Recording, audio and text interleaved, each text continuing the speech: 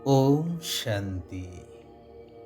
सद्ज्ञान द्वारा सद्बुद्धि प्राप्त करिबा वाला निराकार सत् पिता परमात्मांकर सत् ज्ञान को जीवन रे धारण करुथिबा बुद्धिमान आत्मा मानंकु संगम जुगर शुभ बेलारे शुभ अभिनंदन, शुभेच्छा, सुप्रभात, सुस्वागतम।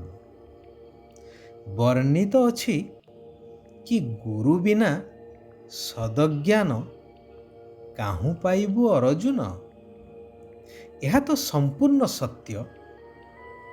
कौनसी भी विद्या आदि प्रदान करुथिबा व्यक्ति को शिक्षक बा गुरुंकर आख्या दिया जाइछि।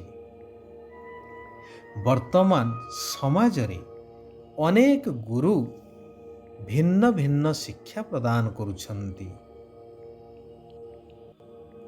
किंतु जहा कुहा जाइछि अर्जुन को कि सद्ज्ञानर कथा ताहा केवल सद्गुरु ही दे पारिबे, जद्वारा मुक्ति आउ जीवन मुक्ति प्राप्त होइथाए। एही सद्ज्ञान अन्य कौनसी देहधारी गुरु गोसेई साधु सन्थ केही भी दे पारिबे नाही। सेथिपाई गीतारे उल्लेख अछि कि यदा यदा हि धर्मस्य ग्लानिर्भवति भारते, तेणु स्वयं सद्ज्ञानदाता सद्गुरु निराकार परमात्मा को एई कलिजुगी धर्मग्लानिर समय रे अवतरित हेबाकु ही पड़ी थाए। सद्ज्ञान द्वारा आत्मारूपी अर्जुन मानंकु सद्ज्ञान प्रदान करी सद्गति प्राप्त करेइबा पाई। सेथिपाई स्नेहरे कहुछन्ति, हे आत्मिक संतान माने तुमकु एबे आसुरी अवगुण छाड़ी ईश्वरीय गुण धारण करिबाकु हेबो। शिव बाबांक ठारू 21 जन्मर स्वराज्य नेबाकु हेबो, अर्थात सत्य आउ त्रेतया दुई जुगरे संपूर्ण सुख शांतिर संपत्ति को प्राप्त करिबाकु हेबो। बाबा कहुछन्ति, एई अविनाशी सृष्टि नाटक रे मोर अभिनय हेउछि समस्त आत्मा मानंकु ज्ञान ओ जोगर शिक्षा देबा पाई। मोर संतान हिसाब रे तुम संतान मानंकु मध्य एही अभिनय बा कर्तव्य करिबा आवश्यक। सारा विश्व जहा एबे पतित तम प्रधान ही जाइछि, तत्व सहित सबु किछि को पवित्र करिवार सेवा करिबाकु हेबो।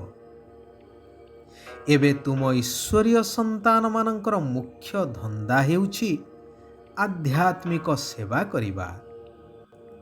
केही केही संतान एभली सेवाधारी सेवा प्रति एते समर्पित जे समय अनुसारे शरीर छाड़िला परे मध्य पुनः जन्म नेई छोट अवस्थारू सेवारे लागि जाउछन्ति, जेहेतु सेही संस्कार साथी रे नहीं जाइथान्ति। दिन को दिन तुमर सेवा आहुरी बढ़ी चलिबो। शेषरे समस्तंक मुखरू बाहरिबो, प्रकृतरे एबे भगवान आसी जाइछन्ति, अर्थात तुम संतान मानंक द्वारा विश्व पितांकर प्रत्यक्षता ही जीवो। जेतेबेले सर्वधर्मर मुख्य माने विश्व नेतृवृंद एहाकु मध्य बुझी जिवे। आपण मानंक स्मरण पाई पुनः स्मृति देउछि कि महामहिम राष्ट्रपति श्रीमती द्रौपदी मुर्मू जेतेबेले पुत्र शोकरे अभिभूत होई ମାନସିକ ସ୍ତରରେ ସମ୍ପୂର୍ଣ୍ଣ ଭାଙ୍ଗି ପଡ଼ିଥିଲେ ଏବଂ ଆଧ୍ୟାତ୍ମିକତାର ସାହାରା ଖୋଜୁଥିଲେ, ସେତେବେଳେ ପ୍ରଜାପିତା ବ୍ରହ୍ମାକୁମାରୀ ଈଶ୍ୱରୀୟ ବିଶ୍ୱବିଦ୍ୟାଳୟ ତାଙ୍କୁ ଆଧ୍ୟାତ୍ମିକ ଜ୍ଞାନ ଓ ରାଜଯୋଗର ଶିକ୍ଷା ଦେଇ ଜୀବନର ବାସ୍ତବିକତାକୁ ଉପଲବ୍ଧି କରାଇ ମାନସିକ ସ୍ତରରେ ସମ୍ପୂର୍ଣ୍ଣ ଦୃଢ଼ କରାଇଥିଲେ। ଯେଉଁ ଜ୍ଞାନକୁ ସେ ଆଜି ପର୍ଯ୍ୟନ୍ତ ନିଜ ଜୀବନରେ ଧାରଣ କରି ଈଶ୍ୱରୀୟ ମର୍ଯ୍ୟାଦାକୁ ପାଳନ କରି ସେହି ଅନୁସାରେ ନିଜର ଶାନ୍ତ ସରଳ ନିଷ୍କପଟ ଜୀବନକୁ ଜନସେବାରେ ଉତ୍ସର୍ଗୀକୃତ କରିଦେଇଛନ୍ତି। ଭଗବାନ କହୁଛନ୍ତି, ଅମୃତ ବେଳା ବା ବ୍ରାହ୍ମ ମୁହୂର୍ତ୍ତରେ ଉଠି ନିରାକାର ପିତାଙ୍କୁ ସ୍ନେହର ସହିତ ମନେ ପକାଇ ଆତ୍ମ ଅଭିମାନୀ ହେବାର ପରିଶ୍ରମ କରିବାକୁ ହେବ। କାରଣ ଏବେ ଆମ ସମସ୍ତ ଆତ୍ମାମାନଙ୍କୁ ଏ ଶରୀରଠାରୁ ଅଲଗା ହୋଇ ଆତ୍ମିକ ଘର ପରମଧାମକୁ ଯିବାକୁ ହିଁ ହେବ। ଯୋଗ ବଳ ଦ୍ୱାରା ବିକର୍ମ ରୂପୀ କଳଙ୍କିକୁ ଛଡ଼େଇବାକୁ ହେବ। ସେଥିପାଇଁ ଘର ଗୃହସ୍ଥରେ ରହି ପଦ୍ମ ଫୁଲ ସମାନ ପବିତ୍ର ହେବାର ପୁରୁଷାର୍ଥ କରିବା ଦରକାର। ଯେପରି ଡାକ୍ତର ରୋଗୀର ନାଡ଼ି ଦେଖି ଔଷଧ ଦେଇଥାନ୍ତି, ସେହିପରି ତୁମ ସନ୍ତାନମାନଙ୍କୁ ପାତ୍ର ଦେଖି ଜ୍ଞାନ ଦାନ କରିବା ଆବଶ୍ୟକ। ଅପାତ୍ରରେ ଦାନ କରିବା ଅନୁଚିତ। ଶିବ ବାବା କହୁଛନ୍ତି, ଶିକ୍ଷକ ହେବା ସହିତ ଦୟାଶୀଳ ଭାବନା ଦ୍ୱାରା କ୍ଷମାଭାବ ଆଚରଣ କରୁଥିବା ମାଷ୍ଟର ଦୟାର ସାଗର ହୁଅ।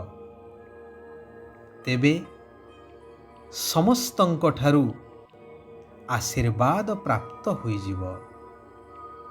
ନିଜର ଦୟାଶୀଳ ଭାବନା ଦ୍ୱାରା ଅନ୍ୟକୁ କ୍ଷମା କରିଦିଅ। ଯେଉଁ କ୍ଷମା ପ୍ରାପ୍ତ କରିଥିବା ବ୍ୟକ୍ତିଙ୍କ ପାଇଁ ଶିକ୍ଷା ପାଲଟିଯିବ। ଏବେଠାରୁ ଆଶୀର୍ବାଦର ସଂସ୍କାର ଏପରି ପକ୍କା ହେଇଯାଉ, ଯାହାକି ତୁମର ସତ୍ୟଯୁଗୀ ଦେବୀ ଦେବତା ରୂପର ଜଡ଼ ମୂର୍ତ୍ତି ବା ଜଡ଼ ଚିତ୍ରଠାରୁ ଭକ୍ତି ମାର୍ଗରେ ଭକ୍ତମାନେ ଆଶୀର୍ବାଦ ନେବା ପାଇଁ ଆତୁର ହେବେ, ଆଶାୟୀ ହେଇ ରହିବେ। ପରମାତ୍ମାଙ୍କର ଆଶୀର୍ବାଦରେ ଯେଉଁମାନଙ୍କର ବୁଦ୍ଧି ରୂପକ ଝୁଲି ଭରପୁର ରହିଥିବ ବା ଯେଉଁମାନେ ପରମାତ୍ମାଙ୍କର ଆଶୀର୍ବାଦରେ ନିଜକୁ ଭରପୁର କରି ରଖିଥିବେ, ସେମାନଙ୍କ ନିକଟକୁ ମାୟା ଆସିପାରିବ ନାହିଁ। ସର୍ବଦା ସୁରକ୍ଷିତ ହେଇ ରହିବେ। ଯେପରି ମହାଭାରତରେ ବା ରାମାୟଣରେ ଆମେ ଦେଖିଛେ, ଆସୁରୀ ଶକ୍ତି ଯେତେବେଳେ ଦୈବୀ ଶକ୍ତି ଉପରେ ଆକ୍ରମଣ କରୁଥିଲେ, ରାମଚନ୍ଦ୍ର ନିଜର ଚତୁଃପାର୍ଶ୍ୱରେ ସୁରକ୍ଷାର ପବିତ୍ରତାର ବଳୟ ସୃଷ୍ଟି କରୁଥିଲେ। ଠିକ୍ ସେହିଭଳି। ଆଚ୍ଛା, ଆଜି ପାଇଁ ଏଇଠାରେ ଆମେମାନେ ବିରାମ ନେବା।